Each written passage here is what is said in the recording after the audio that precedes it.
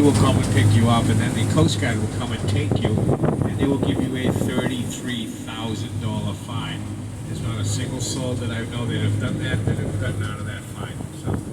So there's your Zaka Bridge, and behind you is the lock system. So we are in the Charles River. Boston Harbor is on the other side of that red brick building that you see. But from 1910 until 1978, this is where the harbor was, because the harbor stopped at that dam, okay? And a lot has changed since 1978, but if you were traveling to and from the Charles River, you'd have to go through these old lock systems here that was erected in 1910, all right? Now you got the red brick building right there to the left. That's a nice place to live, right? But you don't want to live there, because that is the Suffolk County Jail. All innocents are proven guilty. They're to holding cell for whatever reason. Okay. Now push this land back a little bit towards the West End. Okay. Now we get that tenement house we're going to talk about. Now the West End, a melting pot of the world's people, over 100 different dialects and languages spoken. Imagine all the different beliefs in the different versions of God. Churches would be built to accommodate all the different in faith, all the culture differences, all the language barriers. Okay. And it became the greatest neighborhood this side of heaven, because people were respectful of one another. They would learn about each other, learn each other's culture, learn each other's language to communicate. They'd help raise each other's children. It was a beautiful thing. When you go to the West End Museum, just the stories you hear and see, and that's all the difference in us. I mean, I grew up in Boston. I've never looked at people black, white, red, green, or blue. I don't look at people that way. I look at people, human beings. What do we have for differences? The cultures in us, how we were raised, what region of the world, what language do we speak. We're all human beings at the end of the day. And they sort of figured that out, and that's why they had that nickname, greatest neighborhood this side of heaven. So I'm an Irish kid from Boston. I'm proud to be that kid, and you should all be proud of who you are. You know what they say about the Irish? The Irish have the best food in the world, until we cook it. I can honestly say that. I grew up with an Irish mother. I was like, oh, I'd be coming home like, Mom, what's for supper? Well, that was supposed to be off. I says, Mom, what's for supper? She says, oh, we're having steak and potatoes. I'm like, Mom, how come you're boiling the steak with the potatoes? I'm like, how come you're boiling the steak with the potatoes? You ever have boiled steak? Hey, Tony Baloney. So my mother used to boil steak. It was very good. You know why it was very good? Because my mother said it'd be really good. I really liked it because my mother said I'd really like it. So I'm not bashing anybody. I'm just making a point, all right, about the difference in our cultures, right? You guys just learned one little bit about my culture, but you know enough about my culture now to maybe never come to my house for supper. So now I want to learn about your culture and what makes you tick, and that's how that functions. It really did. It was a beautiful thing. But it goes away because that's prime real estate, low income, and we got city government we vote out politicians in to make us prosperous. So we revenue, right? They went about it the wrong way.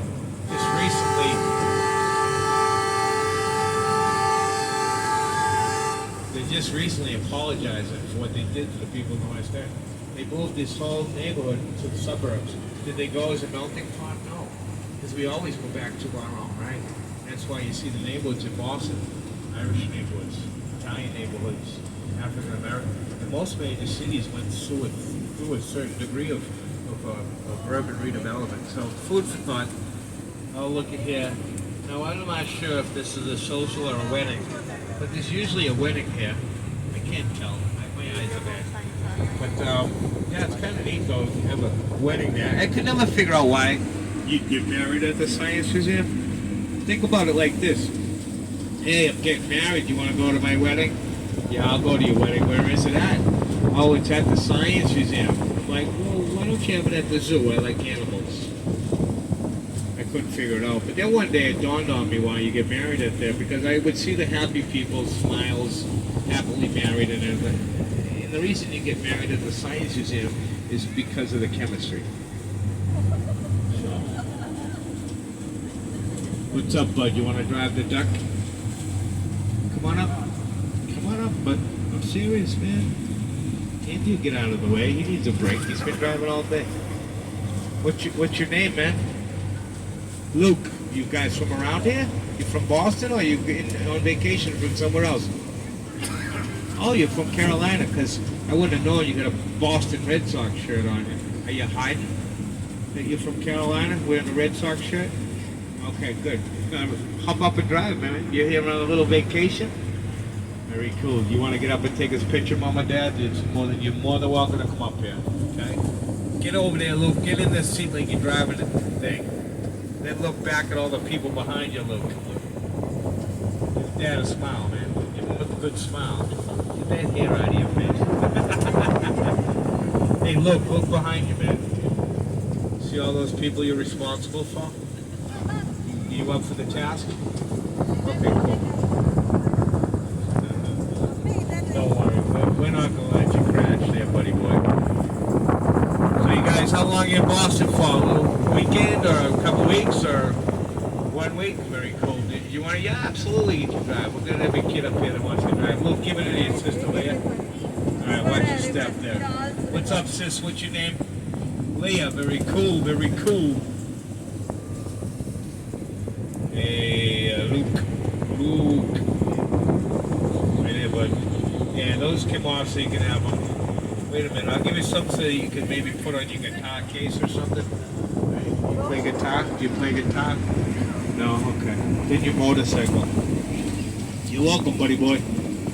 Very cool. So isn't this pretty out here? I like the last tour of the day. Because if we don't make it back, we just sleep out here and then start over fresh in the morning. So, show of hands, all the kids that want to drive. I want to make sure everybody gets a chance to drive. Raise your hand so I can see you, otherwise I won't include you. No? Anybody? No? Even the babies can come up there and get a picture. It's their first Duckbow ride, right? All right, you're doing pretty good. See how you look forward in the road? See up ahead, it's just like driving a car. If you look in front of you, you're going to be all over the place. But if you look straight ahead, bingo, you're just going to land there.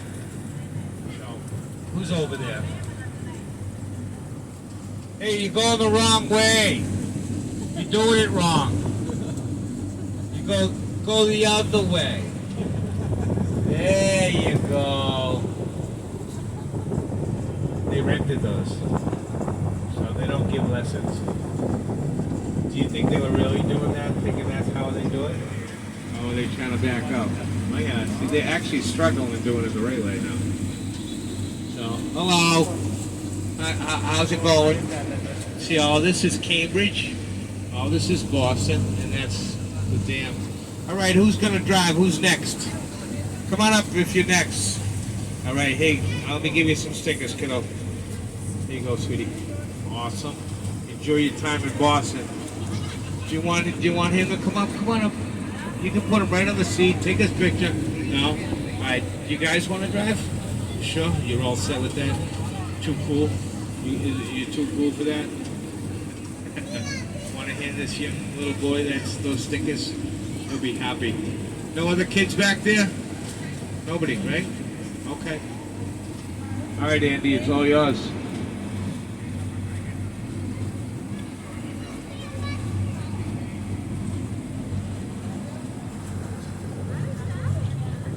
You see the Longfellow Bridge ahead of us, the Henry Wadsworth Longfellow Bridge. Now this body of water did not look like this in the year 1630 when the pyramids showed up, okay? Show how it's flat, all the land around us. That's not natural to the New England coast. We're a pretty rugged, rocky coast. So let's push all this flat land back to where it was originally. You know, most of this was on the peninsula, okay? And you had three summits that they showed up, and the French would call it Tres Montagnes, right? 3 mountains. One was Beacon, Pemberton, Mount Vernon. As the population starts to grow, we start to push this all back into the river. Okay, we basically carve it out to what it is today to build upon. Now you got to see coming into play the Gold Dome, the State House. Now that State House is where Governor Charlie Baker wants to day-to-day state business, okay? And that was built in 1797, and that's called the new State House, because the old State House was built in 1713, okay? Now that gold dome is really pretty, but do you see the shape of the land? See how it's like a hill? The city upon the hill, right? You heard that expression?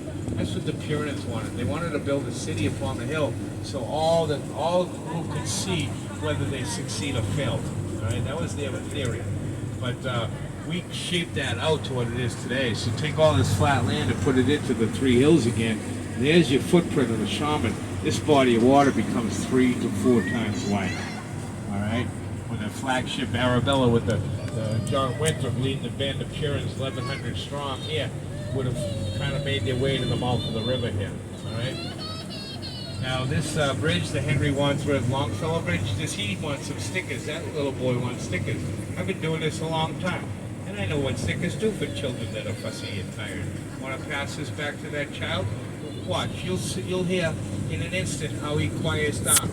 Yep, there you go. Do I not know what I'm doing?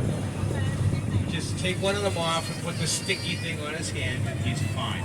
See the boughs of the Viking ships right there? The Harvard professors had theorized that the Vikings had once sailed the Charles River. Never a proven theory, but it's a good concept, right? So it's kind of neat. Now we're going to go out here a little bit and cut across so you guys can see all this, because this is really kind of what you're here for. This is our backyard. This is my office, guys. This literally never gets old. You know, you never know what you're going to see for sunset or condition, okay? If you're a photographer and you want to get a really nice sunset in Boston, put yourself up on top of the Longfellow Bridge. You can actually walk on the bridge. It's a walking bridge. The red line goes to Cambridge. And put your back, see where those people are. Not today because it's cloudy, but you never know. You might get a decent sunset. But the sun will set behind you. And aim your camera at the buildings in the back bay here. And just keep clicking away for, as the sun goes down. You'd be amazed at what you capture. So, it's kind of neat out here. Hello? Did you run out of ore?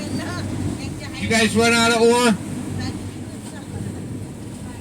Ore is so expensive these days. Hey! Hey! You can rent these kayaks over there at Cambridge. See that golf ball teed up in the building over there to the right? That's actually a Doppler radar station. That's over at MIT's campus because they invented Doppler radar. Does anybody go to MIT? Been to MIT? Planning on going to MIT? No? Absolutely brilliant. Brilliant minds. They say if you want to marry smart people, hang around that campus. They say the odds are very good, but the goods are very odd. See the Harvard Bridge to the right? Where does the Harvard Bridge take you to? MIT. I just showed you. Can't get to Harvard without going through MIT. So there's your famous Citgo sign next to Fenway Park, right? Fenway Park is the oldest official ballpark in the world. Not just America, the world. It was opened in April of 1912. The Red Sox were in New York playing the Yankees this weekend, so you got a great advantage of that. Take the tour of Fenway Park. It's absolutely dynamite. It really is. And that's not, I don't care what your team is, that's baseball history right there. It's pretty intense. And it's beautiful. They'll take you behind the Green Monster, the whole 9 yards. It's kind of neat. So from that Citgo sign all the way across the Back Bay skyline, all the way across, until you get to the steeple of the Church of the Advent, which will come into view. That's the extent of the Back Bay landfill. That's what they accomplished working 6 days a week, 24 hours a day for 50 years. And that's not the depth of it. The depth of it is 10 city blocks in. But imagine you have Boylston Street, and you got this body of water, right? And what they do is, this is the God's intended view of it, okay? Now you put a dam across here. Right, Beacon Street puts a dam across. It's basically, I can't really configure it. It's sort of like this across, like right here. Right, there's the beachfront. The dam's across here. And what that dam did was they ran mills on the dam, and it was a failure because it didn't have the this was all tidal. and it didn't have that oomph that was required. So the mill owners were losing money, and they abandoned it. So now they get this pool of water that they man-made created, and then they started throwing all the crap in it. And this is all tidal, so at low tide, the stink could be strong at days, and it was unhealthy, so they had to cap it. So they brought all that dirt and gravel in from Needham Heights, about 20 miles out of the city. So imagine this. Imagine there's none of the Back Bay, just Boylston Street, right? And then that's elevated above, right? You got water on the left, water on the right. We just came down Boylston. Now put train tracks on that, straight right down. Now put a steam locomotive on those train tracks. Now put 33 gondola cars behind the train, the steam locomotive. Little dump trucks that could dump left or right, all right? And then go back and put all those train tracks 20 miles out to Needham, into the gravel pits. And then you have to have a steam shovel. You have to have steam locomotives. And that was very crude back then, those steam engines. Very dangerous to work with, all right? And then bring that train to the end of the Boylston Street, bring it to the Arlington Street Church, and dump all the dirt and gravel to the left and right into the pit. Have your labor force, mostly Irish, in the pit, because that was during the potato famine. Irish were dying by the millions in Ireland. They were on survival mode, so they made their way to Boston. Word up this work in Boston. They were treated like dirt. They quietly went about their business, got everything done, handled it. More Irish came. They started to run for office. That's why the politics of the Irish run so deep in Boston. Because basically the Irish are smart. They didn't want the finance part of politics. They wanted the blue collar part of politics, okay? And the Boston Brahmin, the true Yankees, the money people, were very happy that they didn't want that. So they were able to work together. And that's how it works, okay? But anyways, they build the Back Bay. So they go back and forth, back and forth, back and forth, back and forth, all right? Now all this area about here, I'm sure you were all looking out the windows and checking out the beauty. The Hat Show, which is sort of behind us now, that's an amphitheater. That's where the Boston Pops typically perform every 4th of July.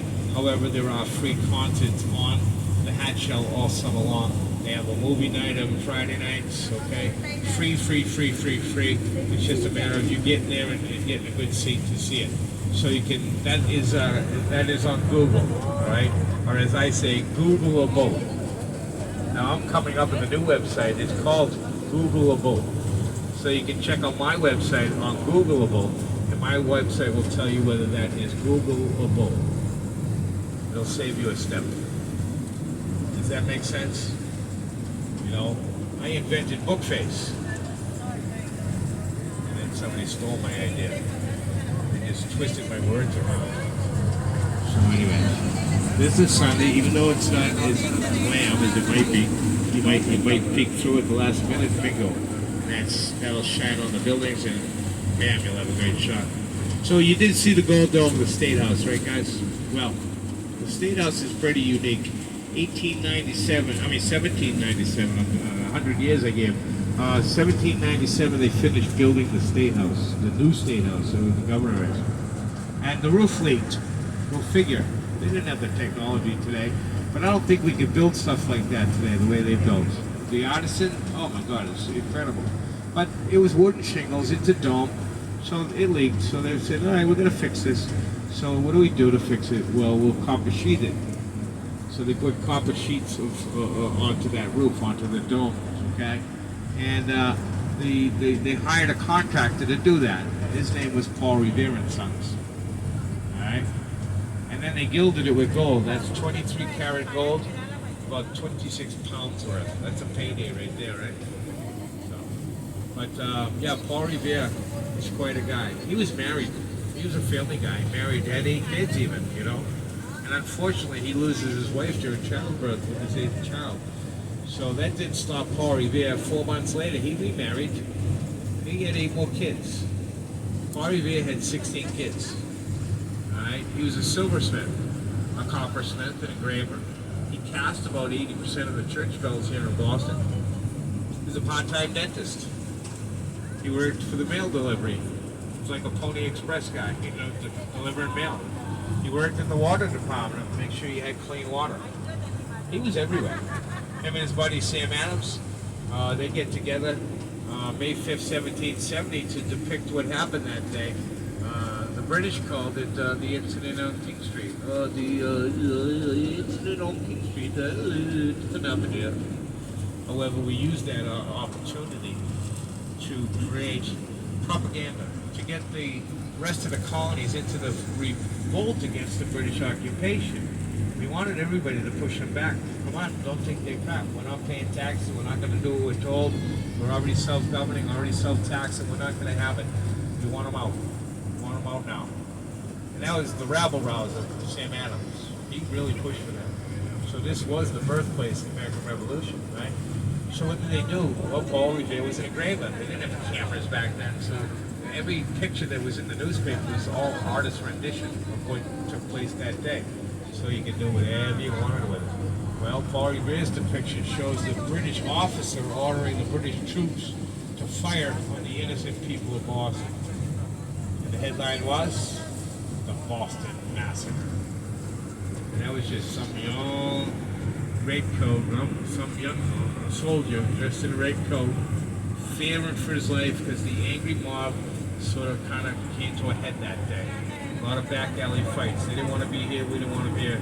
None of that stuff mattered, so we wanted them out. So that worked though. They got everybody up in arms against the British. How dare they? How dare they do that in Boston? So we started corresponding with the other colonies more so. We're writing our own constitutions, and we're trying to identify the hierarchy of those who could and those who could not lead. That's where we found George Washington all the way down to Virginia. Right? If we didn't find George Washington, I wonder who would have been the president.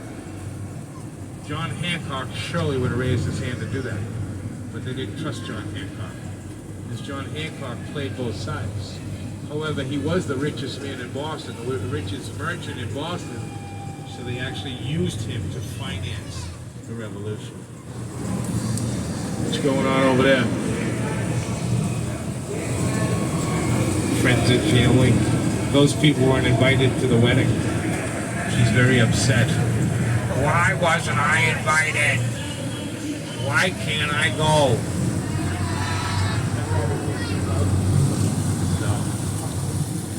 Normally we try to be quiet and respectful if there is a wedding going on there. So this whole lock system right here, there was a gatehouse here with steam-driven piston, drive that gate across and lock into play over there.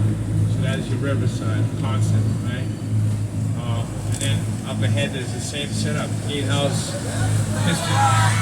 piston drive, lock into place over here, all right? And the harbor on the other side, fluctuating tide. That's how a lock system works. Trade three bodies of water. The river's at a constant tide flow. I want to go to the river from the harbor. So this gate's closed. Right? This gate's open, matches the level of the harbor. So I drive in, and then this gate closes behind me. Now I'm down here in this lock, so the Charles River's up there. So they either leak water in, pump water in, and they just equalize it. Basically equalize it. So I start going floating up, match the river height, and then they open the gate. Otherwise, they could open the gate, and then it would be like a rush of water which would bang me back into that.